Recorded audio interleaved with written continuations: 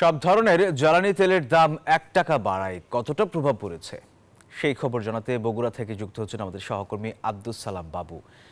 বাবু, জ্বালানি তেলের দাম বাড়ায় কেমন প্রভাব পড়ছে জানাবেন আমাদের।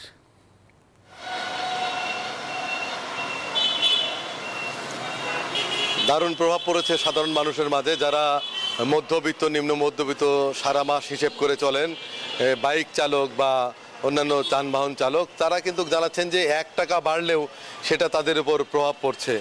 যেহেতু দ্রব্যমূল্যেরও ঊর্ধ্বগতি রয়েছে, এর মধ্যে জ্বালানি তেলের দাম বেড়ে যাওয়ায় তারা ক্ষুব্ধ প্রতিক্রিয়া ব্যক্ত করেছে। তারা জানিয়েছেন যে জ্বালানি তেলের দাম মাঝে মাঝেই বাড়ছে, মাঝে মাঝেই কমছে। এইটা একটা নিয়ন্ত্রণমূলক জায়গায় রাখা, বিশেষ করে একটা নির্দিষ্ট দাম যদি রাখা যায়, বিশেষ করে পেট্রোলের দাম যারা যানবাহন পরিচালনা করে তারা জানাচ্ছেন যে ১০০ টাকার মধ্যে রাখলে তাদের জন্য ভালো হয়। এছাড়া কেরোসিন বা ডিজেলের দাম বেড়ে যাওয়ায় কিন্তু সেচ কাজেও দাম বেড়ে যাবে এবং বড় মৌসুম শুরু হয়েছে, সেখানেও প্রভাব পড়বে বলে আমাদেরকে জানিয়েছেন সাধারণ মানুষ। সব মিলিয়ে ১ টাকা বাড়লেও একেবারেই কম নয় বলে মনে করছেন বাইক চালক এবং জ্বালানি যারা ব্যবহার করেন তারা কিন্তু আমাদেরকে বলছেন। আমরা একটু দু একজনের সাথে যদি একটু কথা বলি যে জ্বালানি তেলের দাম ১ টাকা বেড়েছে, সেটা কতটা প্রভাব পড়তে পারে বা কি মনে করছেন আপনি?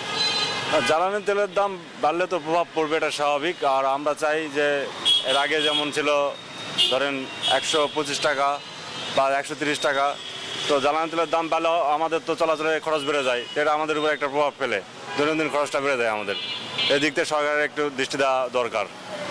উনি জানালেন যে প্রভাব পড়ছে এবং সেক্ষেত্রে যদি দামটা নির্দিষ্ট করে দেওয়া হয় বারবার না বাড়িয়ে, সেক্ষেত্রে তারা উপকৃত হবে।